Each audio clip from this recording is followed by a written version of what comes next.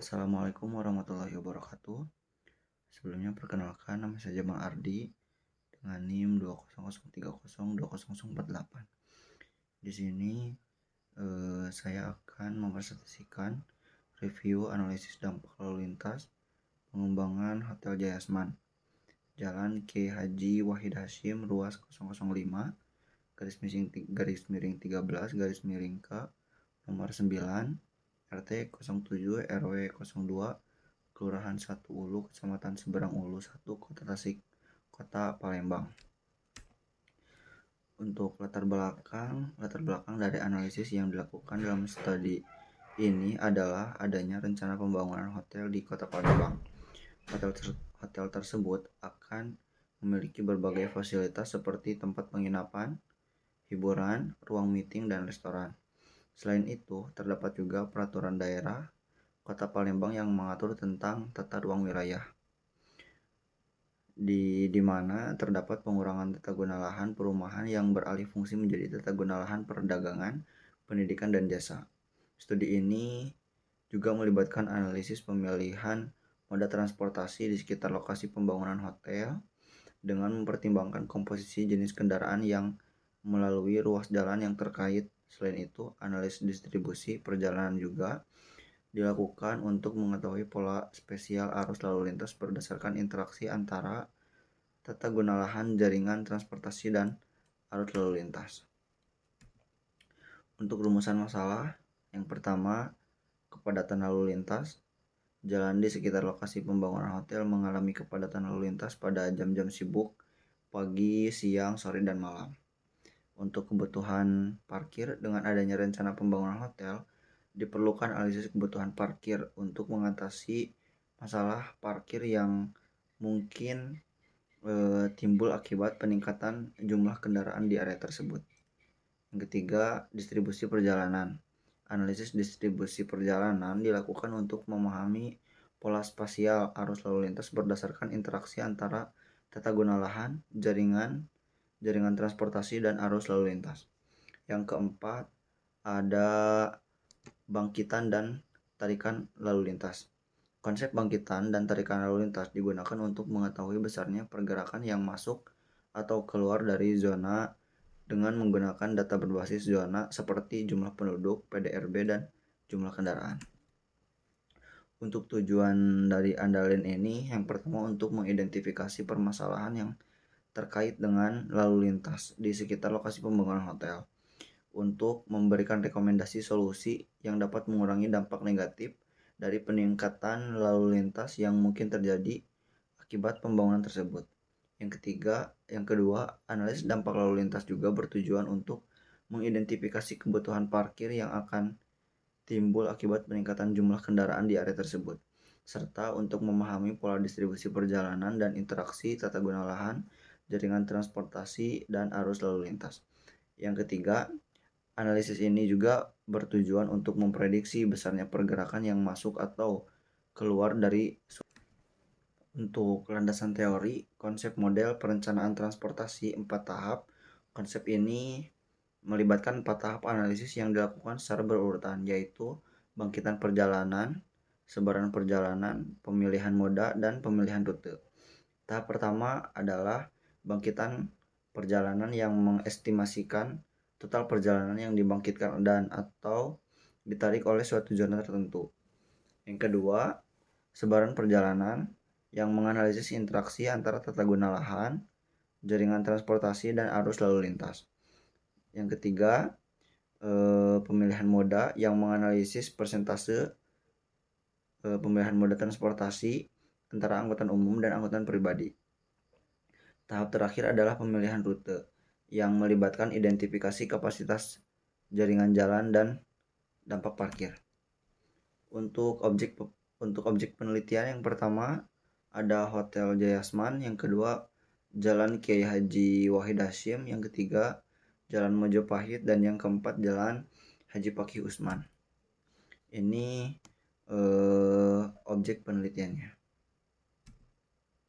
Untuk metode penelitian, untuk metode pertama itu melakukan persiapan survei, yang kedua ada kebutuhan data, yang ketiga ada pengumpulan data, Dan yang keempat, ada analisis data. Untuk persiapan survei, ini dilakukan untuk merencanakan secara detail pelaksanaan survei yang berkaitan dengan yang pertama, pemilihan metode survei, yang kedua, penyiapan formulir survei sesuai dengan metode survei yang digunakan, dan yang ketiga, penyiapan sumber daya survei dan penyusunan jadwal pelaksanaan survei.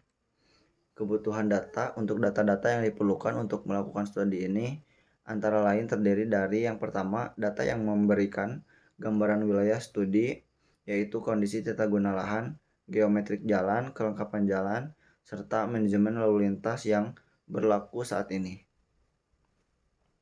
Yang kedua, data jenis dan volume lalu lintas di setiap ruas dan simpang. Dan yang terakhir ada data rencana transportasi massal. Ada pengumpulan data. Untuk pengumpulan data itu ada dua, data sekunder dan data primer. Untuk data sekunder mendatangi sejumlah instansi lain serta pengembang di sekitar kawasan untuk dapat menyediakan data yang berkaitan dengan pelaksanaan studi. Yang kedua ada data primer, pengamatan secara langsung di kawasan sekitar lokasi pembangunan Hotel Jayasman dan pengamatan koridor untuk mengidentifikasi permasalahan yang ada di kondisi lalu lintas existing. Yang ketiga ada analisis data. Yang pertama melakukan analisis permasalahan di sekitar kawasan rencana pembangunan gedung. Yang kedua mengidentifikasi kapasitas jaringan jalan berdasarkan peningkatan volume yang terjadi akibat mulai beroperasinya penambahan lantai tersebut. Yang ketiga mengidentifikasi dampak parkir dan menghitung luasan parkir yang dibutuhkan. Yang keempat memberikan usulan terhadap manajemen lalu lintas yang perlu dilakukan. Dan yang terakhir, membuat rekomendasi penanganan jaringan jalan di sekitarnya dan usulan penanganan parkir. Dan isi dari pembahasan, yang pertama ada analisis kebutuhan fasilitas rambu dan marka eksternal. Yang kedua analisis kebutuhan fasilitas rambu dan marka internal. Yang ketiga penanganan dampak lalu lintas. Yang keempat penempatan fasilitas perlengkapan jalan. Dan yang terakhir ada ukuran dan peraturan rambu lalu lintas. Dari hasil analisis secara umum penanganan dampak lalu lintas dengan skenario B dan C meningkatkan kinerja ruas yang diamati di lokasi studi di sekitar lokasi Hotel Jayasman. Peningkatan tersebut terjadi terutama di ruas Jalan Kiai Haji Wahid Hasyim, arah simpang flyover Jakabaring dan stasiun KA Kertapati. Demikian juga kinerja Utun yang berada 30 meter dari pintu masuk hotel. Hasil perbandingan derajat kejenuhan dan kinerja ruas jalan skenario A, B, dan C pada ruas-ruas jalan yang diamati, prediksi dilakukan untuk awal gedung hotel mulai digunakan tahun 2020 dan 5 tahun setelah gedung tersebut dioperasikan yaitu tahun 2024.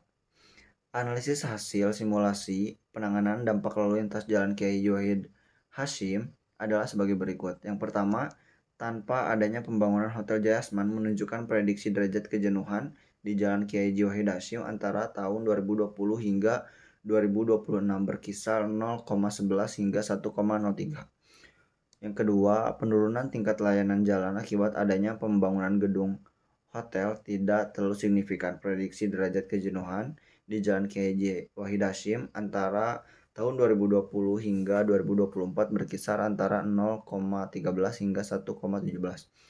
Yang ketiga, dengan implementasinya skenario B dan volume lalu lintas yang dibebankan sama dengan skenario C, maka diperoleh penurunan derajat kejenuhan di Jalan Kiai Haji Wahid Hasyim.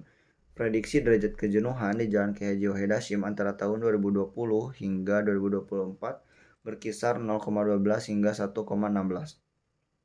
Yang keempat, implementasi skenario C adalah peningkatan pelayanan angkutan umum sehingga dapat mengurangi jumlah penggunaan kendaraan pribadi, dapat mengurangi derajat kejenuhan di ruas Jalan Wahid Hasyim. Prediksi derajat kejenuhan di Jalan Kiai Haji Wahid Hasyim antara tahun 2020 hingga 2024 berkisar 0,09 hingga 1,07. Hasil dari analisis perbandingan skenario penanganan dampak lalu lintas di gedung Hotel Jalan Kiai Haji Wahid Hasyim dijelaskan pada tabel dan grafik pada gambar berikut ini. Perbandingan hasil skenario dilakukan untuk saat kondisi konstruksi tahun 2019, saat gedung hotel mulai digunakan atau mulai beroperasi tahun 2020, dan 5 tahun setelah gedung tersebut beroperasi tahun 2024. Perbandingan dilakukan pada kondisi volume lalu lintas maksimum. Dan ini tabelnya. Ini bersumber dari hasil pengolahan data tahun 2019. Dan ini perbandingan hasil skenario penanganan dampak lalu lintas Jalan Kiai Haji Wahid Hasyim. Ya, untuk rekomendasi dan rencana implementasi penanganan dampak lalu lintas, tahap rekomendasi yang dihasilkan dapat digunakan atau dimanfaatkan sebagai kontribusi untuk perencanaan penanganan masalah transportasi di sekitar kawasan Hotel Jayasman, yaitu yang pertama ada peningkatan kapasitas ruas dan atau persimpangan jalan.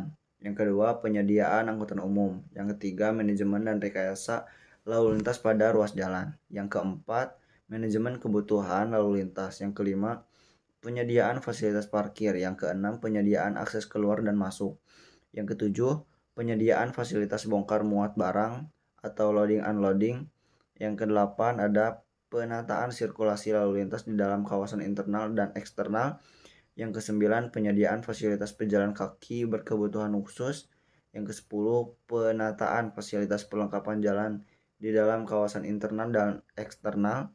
Yang kesebelas, penyediaan sistem informasi lalu lintas. Yang kedua belas, penyediaan fasilitas naik turun penumpang untuk angkutan umum di dalam kawasan internal dan eksternal. Yang ketiga belas, penyediaan fasilitas penyeberangan.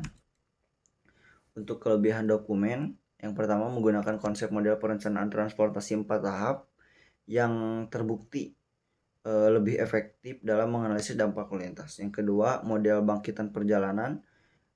Selanjutnya model sebaran perjalanan, model pemilihan moda perjalanan, model pemilihan rute perjalanan. Yang keenam, melakukan analisis kebutuhan parkir yang penting dalam mengatasi masalah parkir yang sering terjadi perkotaan. Yang ketujuh, mempertimbangkan karakteristik tata guna lahan existing dan prediksi tata guna lahan yang akan datang.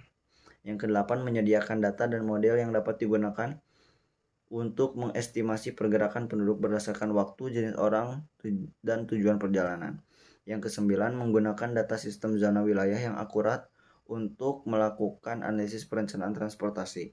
Yang kesepuluh, menyajikan hasil analisis dampak lalu lintas yang dapat digunakan sebagai dasar untuk mengambil keputusan dalam perencanaan transportasi. Yang untuk kekurangan dokumen, yang pertama, asumsi yang digunakan tidak memberikan informasi tentang faktor-faktor lain yang dapat mempengaruhi dampak lalu lintas seperti kondisi jalan, kondisi kepadatan penduduk, atau kebijakan transportasi. Yang ketiga, tidak menyediakan data empiris atau studi kasus yang mendukung analisis yang dilakukan. Yang keempat, tidak memberikan informasi tentang validitas dan reliabilitas dari model perencanaan transportasi 4 tahap yang digunakan. Kesimpulan dan hasil pembangunan Hotel Jayasman di Palembang memiliki dampak terhadap lalu lintas di sekitar lokasi. Yang kedua, penanganan dampak lalu lintas perlu dilakukan dengan peningkatan kapasitas jalan, peningkatan pelayanan angkutan umum, pemasangan rambu lalu lintas, koordinasi dengan instansi terkait, dan pemantauan serta evaluasi kegiatan penanganan dampak lalu lintas. Yang ketiga, implementasi skenario C, yaitu peningkatan pelayanan angkutan umum dapat membantu mengurangi jumlah penggunaan kendaraan pribadi dan mengurangi derajat kejenuhan ruas jalan. Yang keempat, perlu adanya penataan tata guna lahan di Kota Palembang untuk menangani masalah transportasi dan menurunkan kepadatan lalu lintas pada ruas jalan utama. Yang kelima, pemantauan dan evaluasi kegiatan penanganan dampak lalu lintas perlu dilakukan oleh pemerintah dan pengembang untuk memastikan efektivitas penanganan dan pencegahan penyalahgunaan fasilitas perlengkapan jalan. Oke, terima kasih.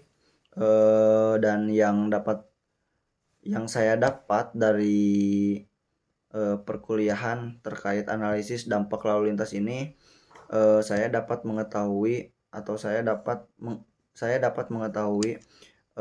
perencanaan dari lalu lintas ini secara baik dan benar seperti apa, menimbang dari berbagai faktor seperti faktor lingkungan dan faktor kepadatan dari volume lalu lintas, dan dapat merencanakan suatu lalu lintas yang baik dan sesuai dengan mestinya. Terima kasih. Wassalamualaikum warahmatullahi wabarakatuh.